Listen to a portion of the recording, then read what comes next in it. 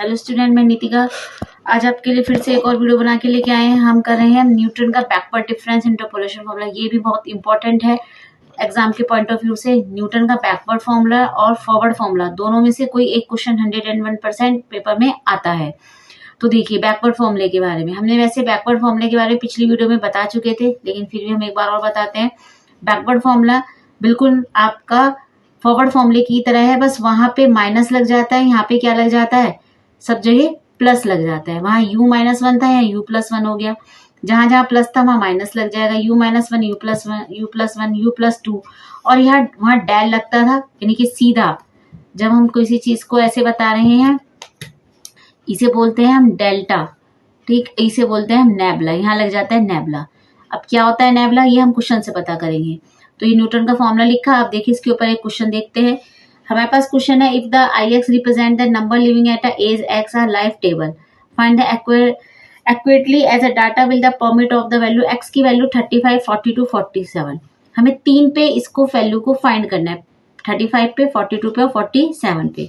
तो देखिए 35 हमारा क्या लग जाएगा, न्यूटन का फॉरवर्ड फॉर्मूला लग सकता है, क्योंकि हमें वैल्यू देखनी होती है नजदीक वाली। अब इससे आपको सब चीज क्लियर हो जाएगी। 35, 42, 47 पे निकालना है। गिवन है 20 पे 512 है, 30 पे 439 है, 40 पे 346 है, 50 पे 243 है। अब हम इस डेटा को टेबल में बनाएंगे, डिफरेंस टेबल। एक्स की वैल्यू, एक्स की जो आई की यहाँ पर है, ये एक्स की वैल्यू और ये एफ एक्स की वैल्यू है। तो एक्स है 20, एफ एक्स हो गया 512, एक्स है 30, एफ एक्स हो गया 430, एक्स है 40, एफ एक्स 346, एक्स है 50 और ये हो गया 243। तो ये एक्स हो गया, ये एफ एक्स हो गया। अब हम बात करें 35 की, तो देखिए 35 नजदीक पड़ेगा 30 के पास में, तो इसमें 35 में लगेगा आपका कौन सा फॉर्मूला, फॉरवर्ड फॉर्मूला, ठीक। अब बात करते हैं 42 की। 42 में भी आप अप्लाई कर सकते हैं कौन सा, फॉरवर्ड फॉर्मूला। बात करते हैं 47 की। अब आप 47 किसके नजदीक पड़ रहा है, 50 के नजदीक पड़ रहा है, 50 के पास पड़ रहा है।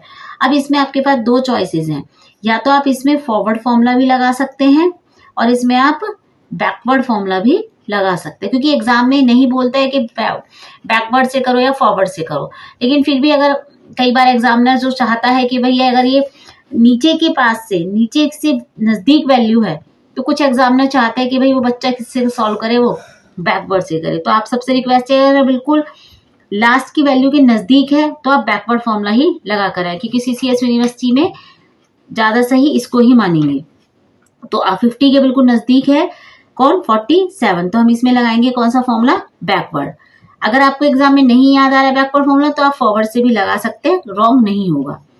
देखिए तो ये हमारी फर्स्ट वैल्यू यहाँ पर ए, ये बोली जाएगी 50, और ये जिन पे मैंने सर्कल कर रखे ये नेबुलाज हैं, यानी कि ये आपकी किसकी वैल्यू है, एफ 50 की वैल्यू है, ये नेबुला एफ 50 की वैल्यू है, ये नेबुला स्क्वायर एफ 50 की वैल्यू है, ये नेबुला क्यूब एफ 50 की वैल्यू है। अब इंटरपोलेशन हमें निकालना है 47, तो ए कितना हो गया 50, डिफरेंस देखो सब में सेम है, इसलिए हम ये इंटरपोलेशन लगाएंगे। फॉर्मूला एच कितना है 10, तो वही a प्लस यू एच के बराबर में कौन सी वैल्यू लिखते हैं, जो हम निकालते हैं 47 बराबर 50 प्लस यू इंटू 10, यू की वैल्यू निकल गई हमारी -0.3, ठीक। अब a कितना है हमारा 50, a का मतलब फर्स्ट वैल्यू, तो यहाँ 50 आना था। तो f 50 की वैल्यू हमारी देखिए कितनी है 243, फिल करेंगे। नेबुला 50 की वैल्यू -103, डेल्टा स्क्वायर की -10, और ये बैकवर्ड फॉर्मूले में नीचे से वैल्यू लेते हैं, नीचे वाली वैल्यू, और फॉरवर्ड फॉर्मूले में ऊपर वाली वैल्यू लेते हैं, बस ये ध्यान रखना है आपको। तो यहाँ पे हमने वैल्यू रखी 243, ये u की वैल्यू -0.3 है, ये डेल्टा अभी बताया 1 है, -0.3 प्लस 1 0.7 बचेगा, इसकी वैल्यू टेबल में से लिखी -10/2। यहाँ पे 0.3 प्लस 1, क्योंकि u+1 u+2, तो u 0.3 था माइनस के, प्लस 1 करेंगे 0.7, प्लस 2 करेंगे 1.7, और नेबुला क्यूब की वैल्यू कितनी है 10, फैक्टोरियल 3 को खोलेंगे 6, कैलकुलेट करेंगे और आंसर आएगा अपना ये। तो इस तरीके से हम बैकवर्ड फॉर्मूले को यूज करते हैं। फॉरवर्ड फॉर्मूले से भी हम इसे सॉल्व कर सकते हैं, पर आंसर में थोड़ा सा चेंजेस आ जाएगा। जब आप इसे फॉरवर्ड फॉर्मूले से करते हैं, आप करके देख लीजिएगा, फॉरवर्ड फॉर्मूले से कुछ इसका आंसर 274 पॉइंट समथिंग आता है, जिसे हम राउंड फिगर में 274 भी लिख सकते हैं। आंसर ये भी ठीक है, आंसर ये भी ठीक है, लेकिन वही वाली बात है, जब बैकवर्ड फॉर्मूला बनाया है न्यूटन ने तो उसका अप्लाई करना चाहिए। तो बैकवर्ड फॉर्मूले को हम कैसे ध्यान दोबारा समझ लें। बैकवर्ड फॉर्मूले को हम यूज करते हैं जब नीचे से बैक साइड से वैल्यू नजदीक हो, तब हम यूज करें बैकवर्ड फॉर्मूला। जब ऊपर से है तो ऊपर। तो थैंक यू फॉर वॉचिंग। अगर कोई दिक्कत परेशानी हो तो आप कमेंट बॉक्स में बता दीजिएगा, और ये दोनों टॉपिक आप अच्छे से तैयार करके जाइएगा। Thank you.